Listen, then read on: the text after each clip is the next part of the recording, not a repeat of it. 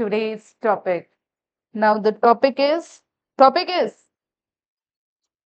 Principle of Management is the name of the chapter, and the topic is uh, scientific principle of management given by F.W. Taylor. Scientific general management theory. Who has given the general management theory? हाँ, Henry Fayol. तो अब हम continue करेंगे 14 principle of Henry Fayol से. ठीक है, आप भी बैठोगे, आप भी पढ़ोगे. अच्छा, चल स्टार्ट करते हैं. इतना क्यों भागते हो भाई पढ़ाई से? Let's start with today's topic. उससे पहले मैंने क्या क्या पढ़ाया था आप लोगों को? देखो, ये जो आपको पीडीएफ दिख रहा है ना, ये सीधे सीधे आपकी जो सीबीएसई की जो बुक चलती है ना, एनसीईआरटी, है ना, हाँ, उसकी पीडीएफ है. ठीक है, तो बहुत ज्यादा स्ट्रेस नहीं लेना है कि मैम इसमें तो इतनी सारी बातें लिखी है, इसमें से जो भी इंपॉर्टेंट बातें होंगी ना, वो सब मैं आपको दिखाऊंगी, सब मैं आपको पढ़ाऊंगी. ठीक है, scientific approach, principal of management, the concept. हाँ, देखना, दिखाती हूँ. मैंने जो पढ़ाया वो सेम चीज आपको बुक में दिख रहे हैं या नहीं, देखना. क्या कह रहा है? A managerial principle is a broad and general guideline for the decision making. क्या मैंने ये बताया था कि जनरल गाइडलाइन है जो ऑलरेडी ड्रिवन है, ऑलरेडी करी गई है, उसके बेसिस पर हम मैनेजमेंट डिसीजंस लेते हैं. बताया था कल? हाँ, परसों भाई. कल मीन्स माय प्रीवियस क्लास. बताया था. ओके, आगे देखते हैं. While deciding about promotion of an employee, one manager may consider seniority, whereas the other may follow the principle of merits. कभी कभी जब प्रमोशन की बात आती है ना ऑर्गेनाइजेशन में, तो पहले लोग क्या कहते हैं, कुछ लोग होते हैं जो सीनियरिटी के बेसिस पर, भाई वो सीनियर है तो उसको पहले प्रमोशन मिलेंगे, वो जूनियर है तो उसको बाद में प्रमोशन मिलेंगे. बट आज के डेट में ऐसा नहीं है. तुरंत ही आया, उसने तुरंत अगर ऑर्गेनाइजेशन के लिए कोई अच्छा काम किया, ऑर्गेनाइजेशन को ग्रोथ की तरफ लेके गया, तो तुरंत ही उसको प्रमोशंस मिलते हैं. तो आगे देखिएगा, वेर इज द अदर में follow the principle of merits. Means उसकी जो मेरिट्स थी कि क्या वो इनहेंस कर किया ऑर्गेनाइजेशन के लिए, इतने कम टाइम में क्या क्या कर लिया, उसके बेसिस पर प्रमोशंस मिलते हैं. पहले ऐसा होता था, अब ऐसा नहीं होता है. आगे बढ़ते हूँ.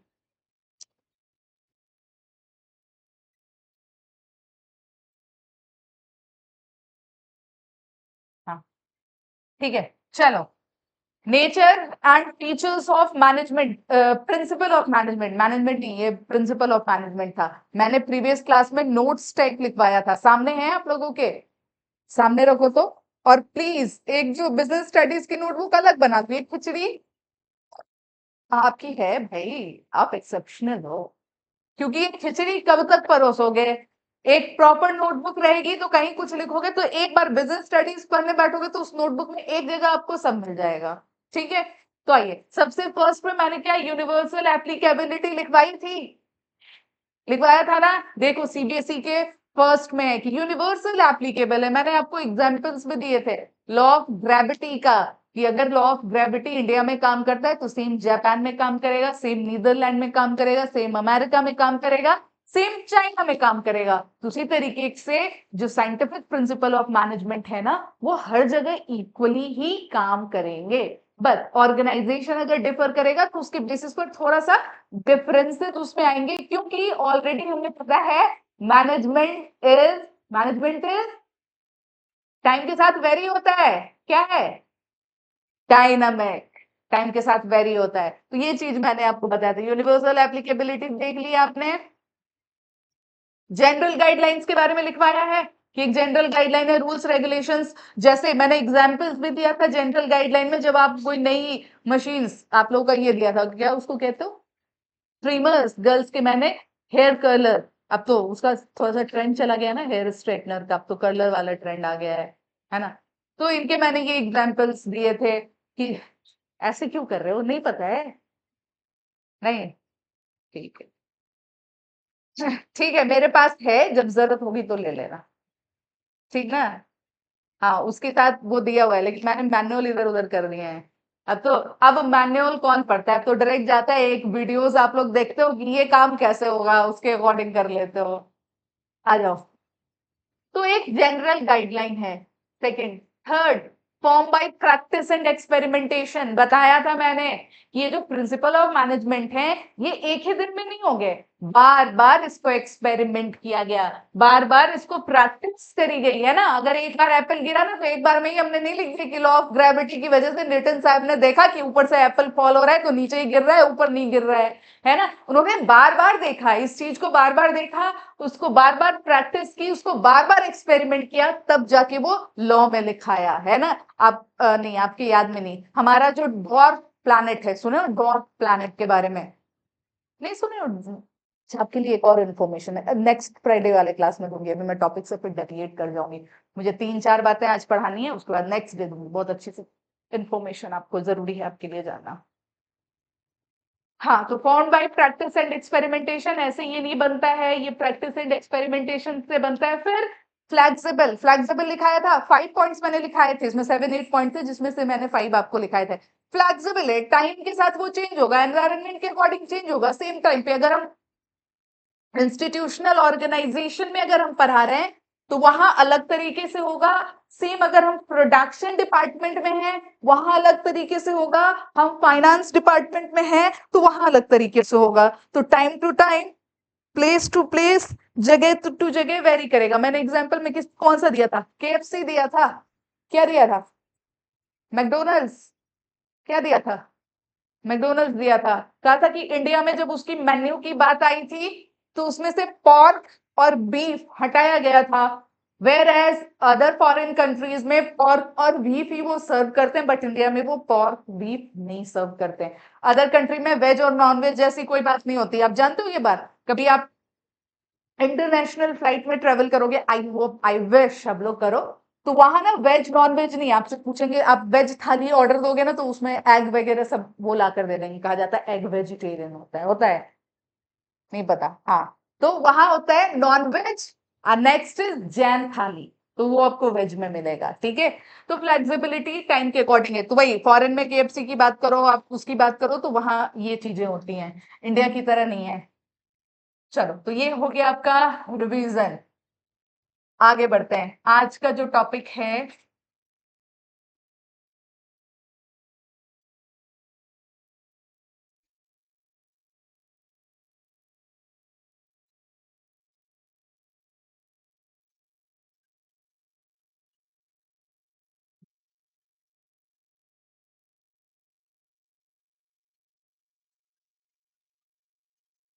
ठीक है। अच्छा, यहाँ पिक्चर्स वगैरह नहीं गिवन है, आ जाओ।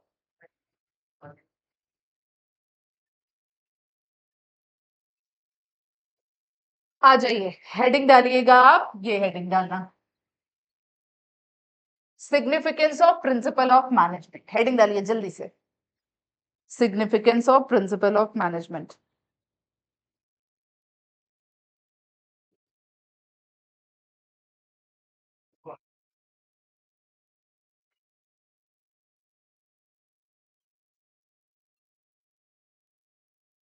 Significance of principal of management,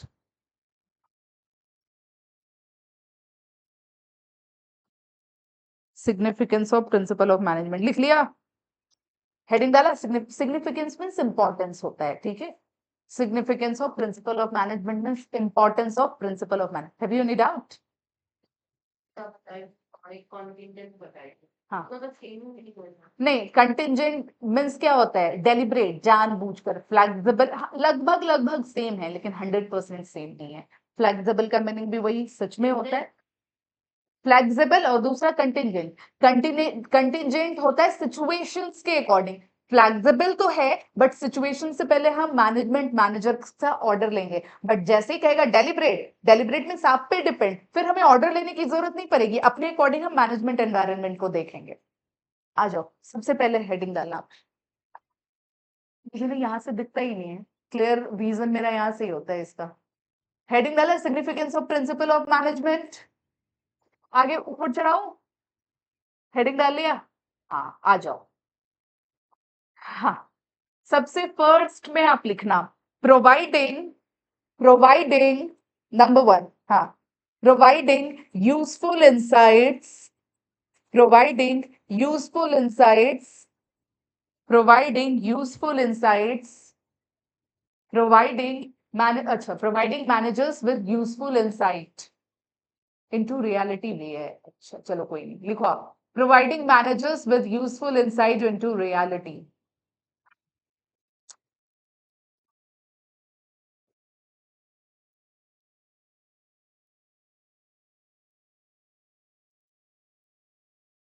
हाँ चल हेडिंग डाला, हाँ बस क्या लिख लिया, लिख लो फर्स्ट पॉइंट, बस वहां से देख के लिख लो ना, providing managers with useful insight into reality. चलो देखो, हाँ लिख लिया सब लोगों ने, समझना है, ठीक है। हम्म, और समझने के बाद आप फर्स्ट पैरा लिख सकते हो, ठीक है ना। लेकिन बहुत अच्छे से एक्सप्लेनेशन नहीं है, ठीक है, मैं समझाती हूँ रियल लाइफ एग्जांपल देके।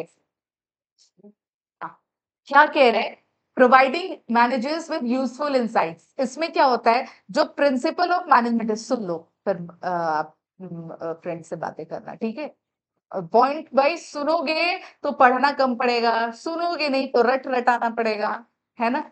चलिए, providing managers with useful insights, क्या होता है ना कि ये जो प्रिंसिपल ऑफ मैनेजमेंट है, इसके मैंने नेचर फीचर्स इससे पहले लिखवाए ना, उसमें मैंने क्या लिखाया, फ्लेक्सिबल है, उसमें और क्या मैंने लिखाया, ये सेट रूल्स एंड रेगुलेशन पे डिपेंडेंट है।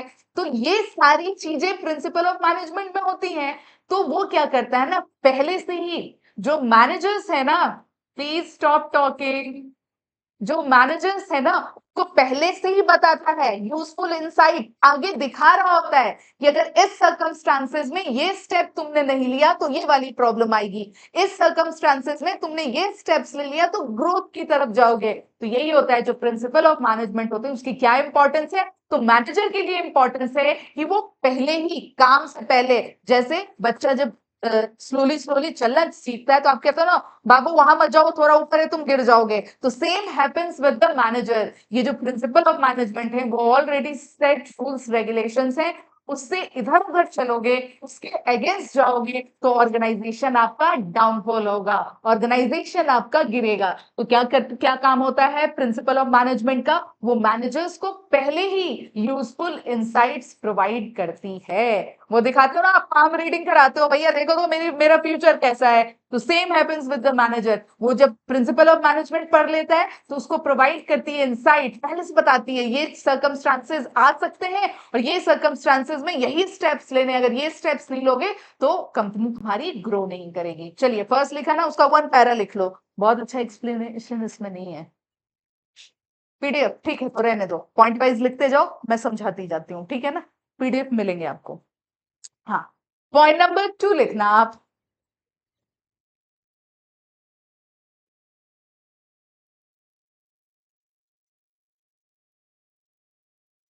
सही हो गया, 2 नंबर किधर है, हाँ। अब देखो क्या कह रहा है, नेक्स्ट वन इज ऑप्टिमम। देखो ये वाला टॉपिक ना आप लिख लो, क्यों लिख लो, कि one of the important part है ये,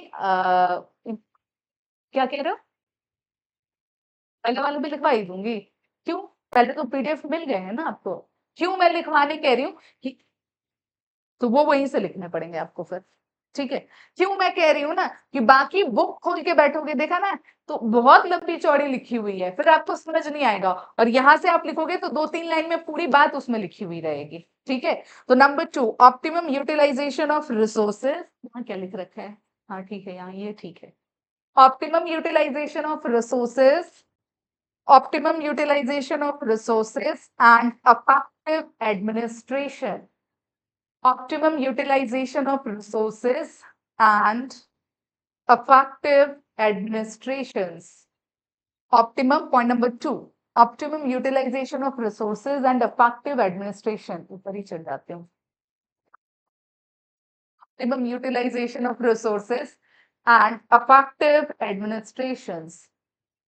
देखो लिख लिया, optimum utilisation of resources and effective administration, सुनना, पानी पी लो थोड़ी सी।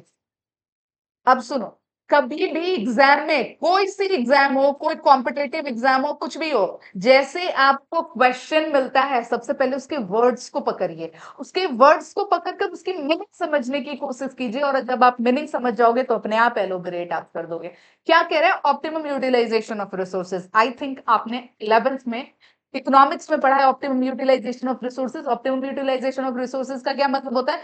रिसोर्सेज हमारे स्केर्स है, उसको हम ज्यादा से ज्यादा यूटिलाइज करें, वेस्टेज कम करें, यही होता है ना ऑप्टिमम यूटिलाइजेशन ऑफ रिसोर्सेज। तो यही तो कह रहा है ये भी कि रिसोर्सेज को हमें ऑप्टिमली यूज करना है, और जो हमारा एडमिनिस्ट्रेशन है उसको अफेक्टिव बनाना है। अब हुआ क्या इसमें, ये जो हमारे टेलर साहब थे और फायोल साहब थे, ये दोनों ना जितनी भी प्रिंसिपल उन्होंने बनाए ना, वो सारा प्रिंसिपल को टेस्ट एंड क्या कहते हैं, टेस्ट एंड ट्रायल ना, हाँ, टेस्ट एंड ट्रायल उन्होंने पहले कर लिया है, तब जाके उन्होंने लिखा है।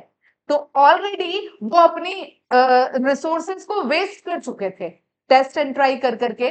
तो वे ये बताते हैं कि मैंने तो वेस्ट कर लिए रिसोर्सेज, आप रिसोर्सेज को वेस्ट ना करें, हमारे जो प्रिंसिपल ऑफ मैनेजमेंट है उसको एक बार पढ़ लें, उसके अकॉर्डिंग अपना मैनेजमेंट करें। This is optimum utilisation of resources. लिखना, human as well as material resources, human as well as, हाँ, उसी पॉइंट में, human as well as material resources, human as well as material resources, human as well as material resources are limited, are limited, are limited, are limited. So these resources must be, so these resources must be, so these resources must be used in, these resources must be used in such a manner, used in such a manner, used in such a manner that they gives maximum output, such a manner that they gives maximum output, such a manners that they give maximum output, they give maximum output with minimum cost, maximum output with minimum cost. हो गए? देखो कितने short में सारी बात कह दी ना। अब इस पे मैं जा रही हूँ तो इतना बड़ा मुझे दिख रहा है, फिर भी खत्म नहीं हो रहा है, नहीं हो रहा है ना। हाँ, नेक्स्ट लिखना, point number 3, scientific diseases. Your name is Adarsh. Previous year means अभी जिन एक स्टूडेंट 12 देके निकला है, वहां में पढ़ाती थी, वो भी आदर्श, उसके भी नेम, वो भी बिल्कुल आपका जैसा पूरी क्लास बात करे, लेकिन मैंने उनको सुधार दिया। बस मैं एक ही वर्ड बोलती थी, वो बात करता था। तो क्या, please maintain the dignity of your name.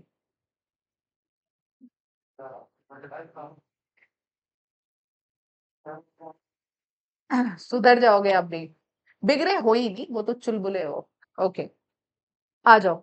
Scientific decisions लिखा, साइंटिफिक डिसीजंस, हेडिंग डाल। देखो साइंटिफिक डिसीजन का क्या मतलब होता है, अभी तो हम लोग हेनरी फेयोल के प्रिंसिपल पढ़ेंगे, 14 प्रिंसिपल, इसके बाद साइंटिफिक साइंटिफिक साइंटिफिक वर्ड सुन सुनकर आपका दिमाग खराब हो जाएगा, क्योंकि इसके बाद हम एफडब्ल्यू टेलर के पढ़ेंगे, फादर ऑफ साइंटिफिक मैनेजमेंट ना, वही कह रहा है कि हमें जो डिसीजन लेना है ना वो बिल्कुल साइंटिफिक होना चाहिए। कुछ भी ब्लाइंड होकर, कुछ भी नहीं, किसी की बातों में आकर कुछ भी हम डिसीजंस नहीं लेंगे, है ना। उस डिसीजंस के कॉज एंड इफेक्ट हम देखेंगे, क्या जो डिसीजंस हम ले रहे हैं इन फ्यूचर हमारे ऑर्गेनाइजेशन के लिए सही होगा। नहीं, पता चला वो पर्सनली हमारे लिए तो सही है, बट हमारे ऑर्गेनाइजेशन के लिए सही नहीं है, तो वो डिसीजंस बिल्कुल भी आपको नहीं लेनी है।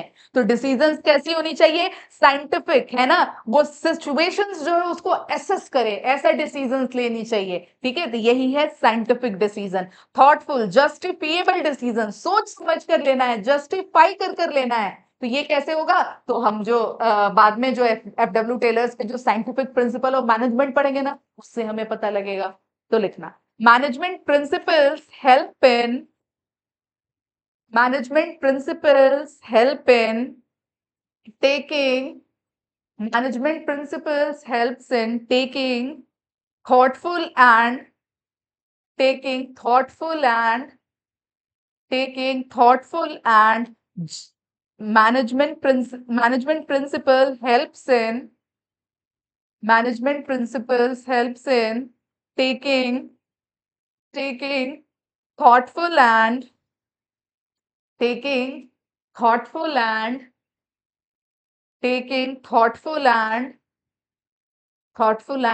justifiable, justifiable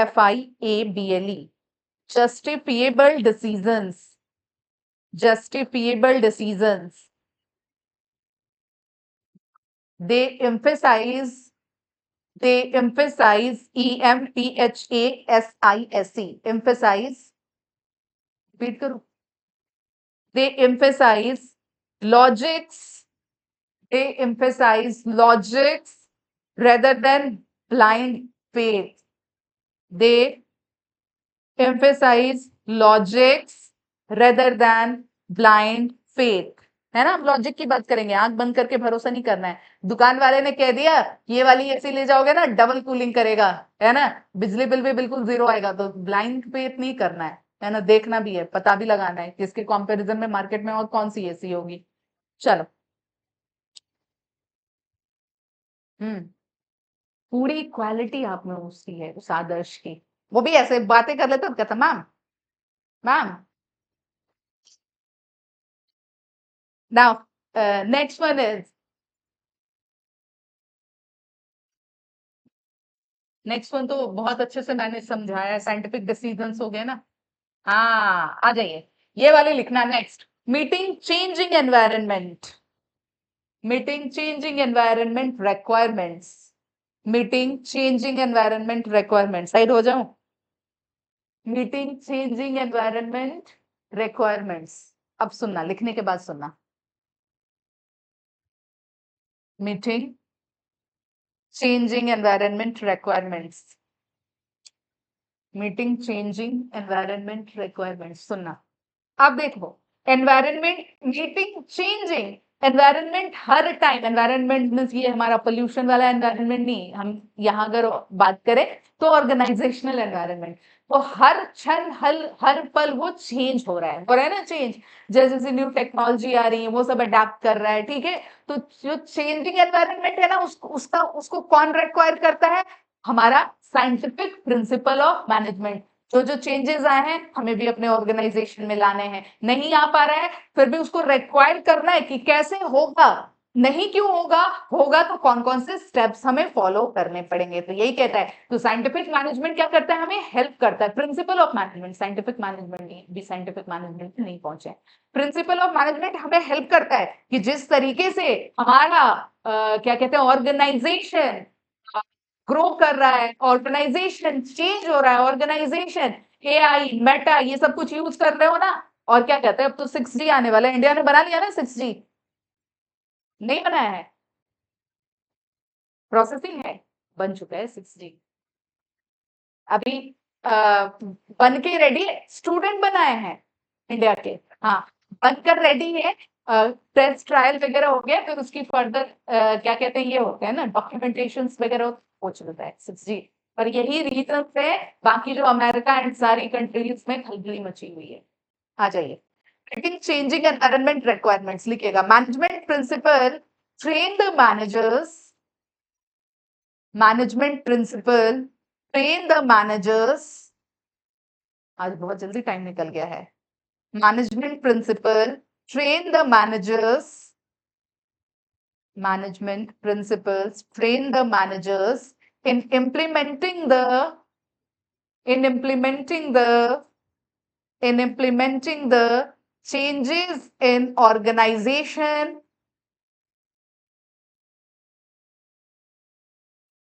implementing the changes in organization and changes in organization and changes in organization and at right level in the organization and at right level in the organization and at right level in the organization at right level in the organization, सही जगह पे सही time पे सही changes, ठीक है। आप आगे पढ़ोगे एचआरएम इंट्रोडक्शन, सिर्फ आपको पढ़ना है, बुक 2 में आई थिंक, नहीं इसी में पढ़ोगे एचआरएम। उसमें कहा जाता है right man eight right place at right time, सही बात है, सही आदमी सही जगह पे सही टाइम पे चाहिए, ठीक है ना। नेक्स्ट वन इज, एक और होंगे आई थिंक,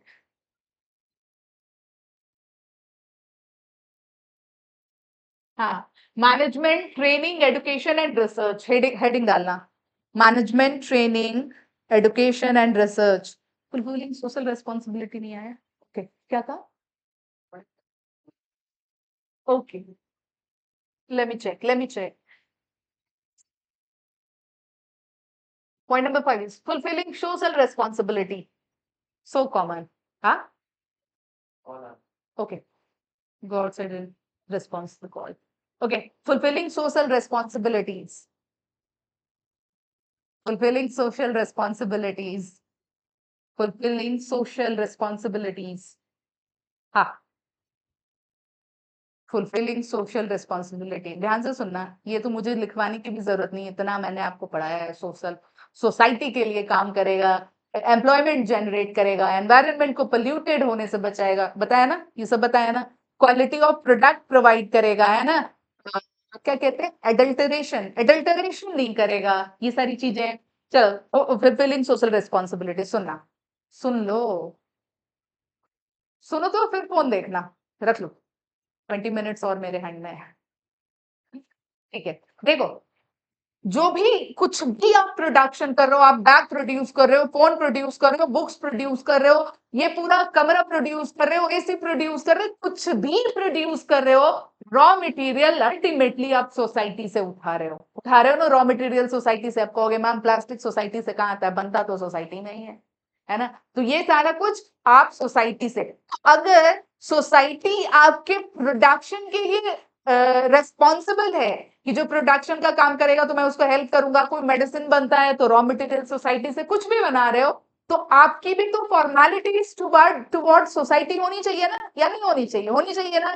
तो this is called fulfilling social responsibility. आपका ऑर्गेनाइजेशनल रेस्पॉन्सिबिलिटी हो गया भाई, क्या ऑर्गेनाइजेशन के लिए बेनिफिट्स के लिए जो है, ऑर्गेनाइजेशन के बेनिफिट्स के लिए काम करना है। पर्सनल ऑब्जेक्टिव आपने कर लिया कि मेरा भी चाहिए भाई, मुझे भी तो हॉलीडे पैकेजेस चाहिए, हमारा प्रमोशन चाहिए, है ना, ये सब आपको चाहिए, तो क्या बच गई तो सोसाइटी ना, तो सोसाइटी के लिए भी तो आपको काम करना पड़ेगा, क्योंकि अल्टीमेटली ये देने वाली जो है वो सोसाइटी है, तो आप सिर्फ इनटेक नहीं कर सकते, जिसने दिया है उसके बारे में भी तो हमें सोचना है। तो this is called fulfilling social responsibility. One line लिखना, increased awareness of the public forces, increased awareness of the public forces, increased awareness of the public forces, increased awareness of the public forces, increased awareness of the public forces, businessman spatially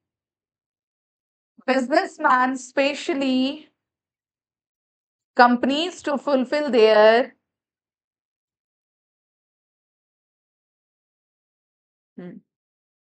spatially companies to fulfill their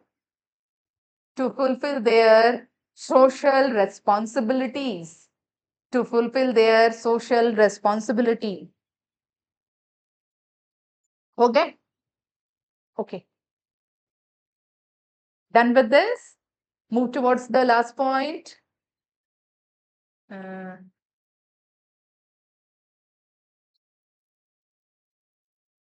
Now, the last point is management, training, education, and research. Note it down. Management, training, education, and research. Management, training, education and research, फिर वही करना है आपको, word to word आपको पकड़ने हैं, है ना। Management, training, education and research, point number 6, management, training, education and research, management, training, education and research, हो गए management, training, education and research. हाँ, अब सुनना, कौन कौन से वर्ड आपको दिख रहे हैं, एक तो मैनेजमेंट हम ऑलरेडी पढ़ चुके हैं, ट्रेनिंग, ट्रेनिंग तो होना ही पड़ेगा, एजुकेशन एंड रिसर्च। देखो ऑलरेडी जो हमारे साइंटिफिक या general principle of father of general principle और साइंटिफिक प्रिंसिपल कौन कौन से हैं? Henry Fayol and F W. Taylor, ये दोनों है ना। तो ऑलरेडी उन्होंने बहुत रिसर्च करा है, लेकिन सिर्फ हमें उन्हीं के रिसर्च तक स्ट्रिक्ट नहीं रहना है, क्योंकि उनके बाद उन्होंने जो प्रिंसिपल दिए, उनके बाद एनवायरनमेंट कितना ज्यादा चेंज हुआ है। आप अपने आंख के सामने देखो ना, कोविड के बाद सिचुएशन कितना चेंज हो गया है। तो क्या वो सेम वाली प्रिंसिपल अगर हम उठा के डायरेक्टली इंप्लीमेंट करें तो हो पाएगा हमारे ऑर्गेनाइजेशन में? बिल्कुल भी नहीं, क्योंकि सर्कमस्टांसेस बहुत ज्यादा चेंज हो चुके हैं। हेनरी फ्यूल का बर्थ हुआ था 1941 में। सोचो 1941, हमारे इंडिपेंडेंस से पहले उन्होंने, तब उसके 10 साल, 20 साल, 30 साल, 40 साल बाद तक उन्होंने प्रिंसिपल लिखे होंगे। वो इंप्लीमेंट इस सिचुएशंस में करेंगे तो पॉसिबल हो पाएगा क्या? एरा चेंज हो गया है, एरा चेंज हुआ है, तो उसी के बेसिस पे प्रिंसिपल तो बेस वही रहेंगे, बट देन आफ्टर ऑल्सो हमें क्या करने पड़ेंगे? उस पर ट्रेनिंग प्रोवाइड करनी पड़ेगी, एजुकेशन बिठाना पड़ेगा, उस पे रिसर्च कराने पड़ेंगे। तो यही हमारा बोलता है इंपॉर्टेंस ऑफ जो प्रिंसिपल ऑफ मैनेजमेंट है, ये पॉइंट वही बोल रहा है। लिखिएगा, the management principal,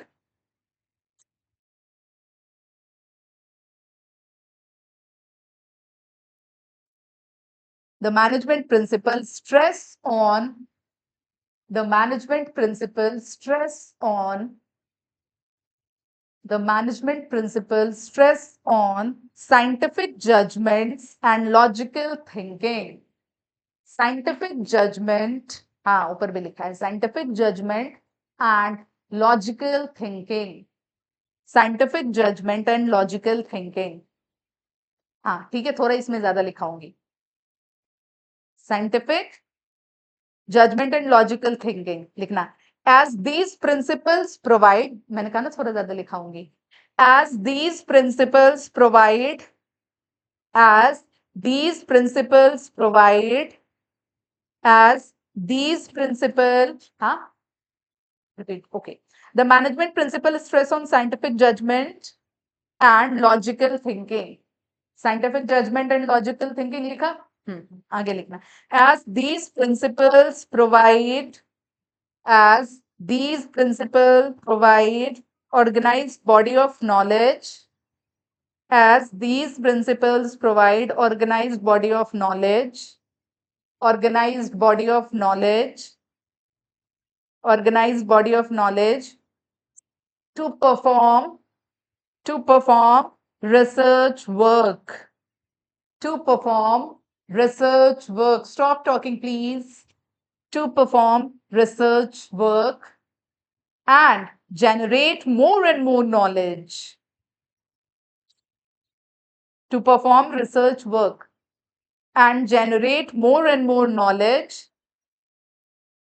generate more and more knowledge, they have provided new ideas. They have provided new ideas, imagination, new ideas, imagination, knowledge, new ideas, imagination, new ideas, imagination, and base for, and base for, and base for research and development, and base for research and development. चलिए, हो गए now. अब topic आपको डालने हैं 14 principle of management by Henry Fayol. अच्छा देखो तो यहाँ क्या देकर रखा है, royal scientific management, Taylor's, Taylor's नहीं, हेनरी फ्यूल के पहले 14 प्रिंसिपल पढ़ाऊंगी, तब वो पढ़ाऊंगी, वो इजी है, ये हार्ड है। विंस्लो टेलर, अच्छा बुक,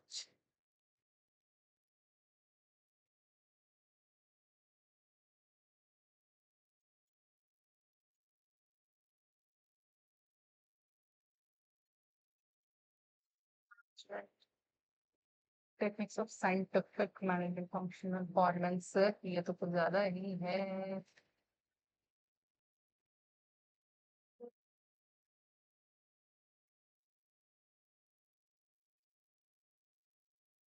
हाँ ये हेडिंग डालना, फयोल्स प्रिंसिपल ऑफ मैनेजमेंट, हेडिंग डालना, फयोल्स प्रिंसिपल ऑफ मैनेजमेंट, डाल दिया हेडिंग। 14 प्रिंसिपल ये भी डाल दो, 14 प्रिंसिपल, और याद भी रहेगा कि भाई उसने 14 प्रिंसिपल दिए थे और टेलर ने कितने दिए थे। हाँ, मैंने कंपेयर करके पढ़ाया था, एक ने 14 दिए, दूसरे ने 10 हटा दिए, तो 4 बचे, तो चूनों ने 4 दिया। ठीक है, चल।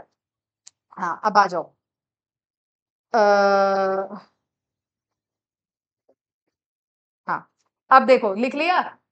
हाँ, सबसे पहला 3 प्रिंसिपल मैं आज आपको पढ़ाने वाली हूँ। आउट ऑफ 14 3 प्रिंसिपल आज पढ़ाऊंगी, तो बच जाएंगे 11। 11 नेक्स्ट क्लास में कोशिश करूंगी कवर अप कर देने का। ठीक है, तो ऊपर लिखना है DAD, डैड।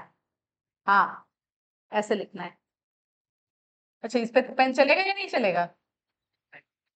चलेगा, चलेगा। लो, यही चल गया आपका।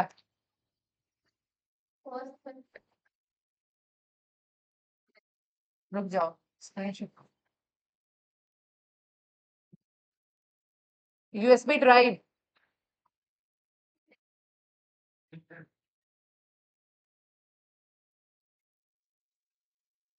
जनरल भी उस पे था। समझ जाऊं?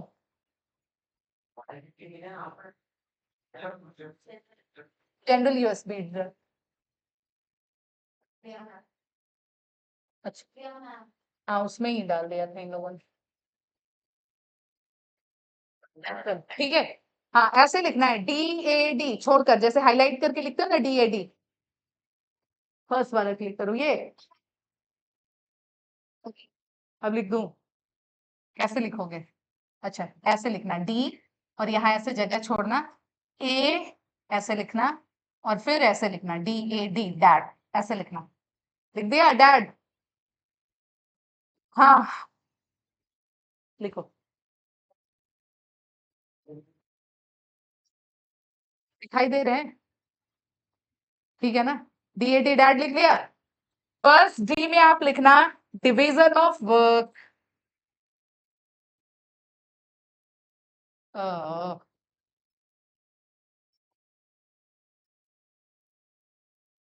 अच्छा, ये चलेगा क्या? ये बस सेम इसी से लिखता है।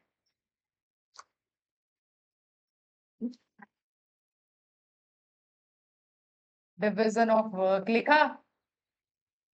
नेक्स्ट है हमारा authority and responsibility. Authority and responsibility.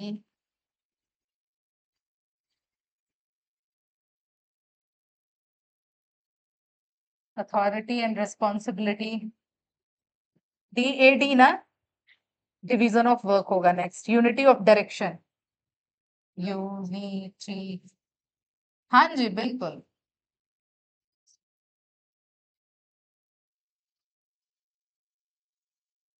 चल, देखो अब आप कहोगे मैम ये तो यू से स्टार्ट हुआ, बट मेन ये है डायरेक्शन, इसलिए DAD, डैड मैंने लिखा है, आपको याद तो रहे। और आगे भी ऐसे ट्रिक करा के ऑल द। हाँ, unity of command. Unity of command कहा, मैं तो डायरेक्शन पर। हाँ, उसके बाद है यूनिटी ऑफ कमांड, डायरेक्शन के बाद। चलो, हो गए? लिख लिया DAD, डैड? आगे भी लिखवाऊंगी आज, पहले ये तीनों कोशिश करती हूँ। 19 20 हो गए, दो तो करा ही दूं एटलीस्ट। चलो, हेडिंग डालना अब, डिवीजन ऑफ वर्क। हाँ, हेडिंग डालो division of work. Division of work.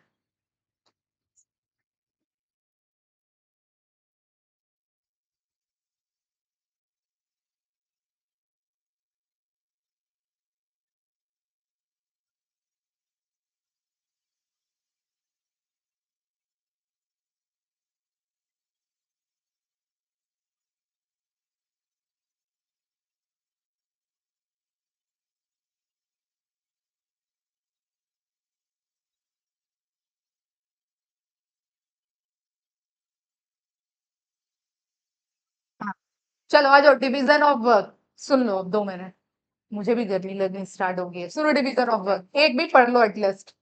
अब मैं समझ गई सबका मूड चेंज हो गया है।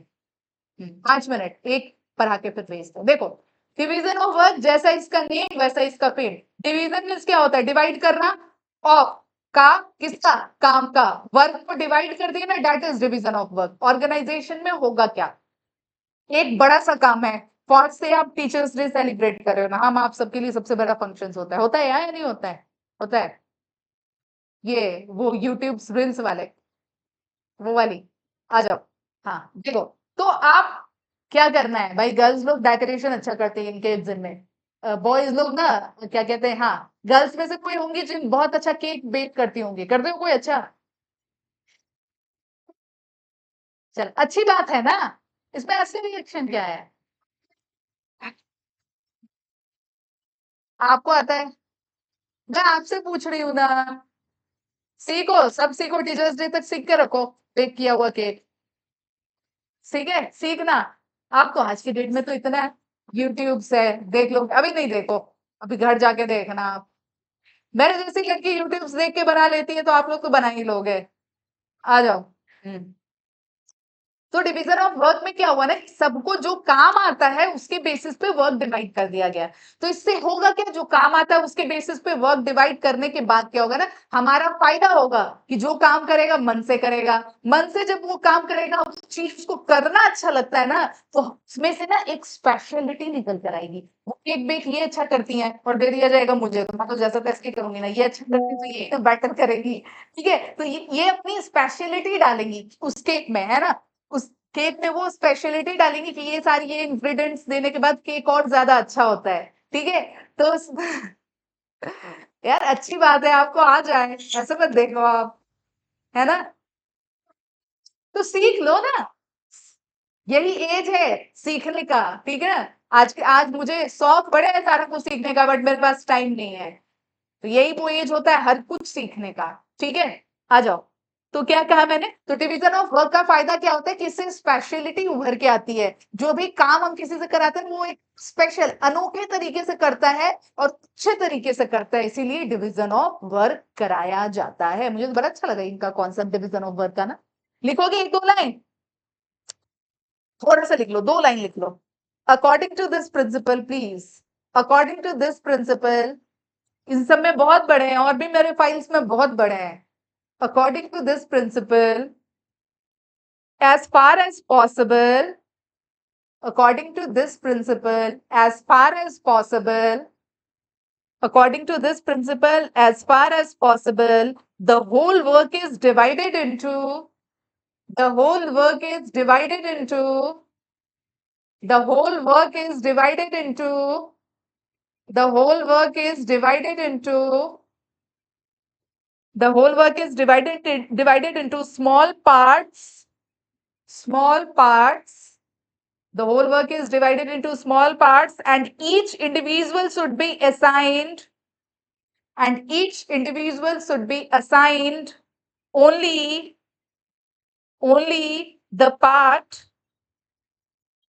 only the part, each individual should be assigned, ASSIGNED, काम को assign करना, each individual should be assigned only that part, only that part according to his ability and test, according to his ability and test, according to his ability and test, so that benefits of specialization, so that benefits of specialization, so that benefits of specialization is achieved, so that benefits of specialization is achieved. चलो समझ गई, आप लोग का मन बढ़ गया है। मैंने सोचा था मैं तीनों ही पढ़ा दूं आज, अथॉरिटी एंड रिस्पॉन्सिबिलिटी भी। क्या benefits of specialization is achieve? ठीक है, और पढ़ना है? नहीं, चलो ठीक है, कोई नहीं, कोशिश करूंगी। 14 principle, what you are doing, have command on your ranker. अभी ये कमांड नहीं होगा तो कब कब होगा भाई?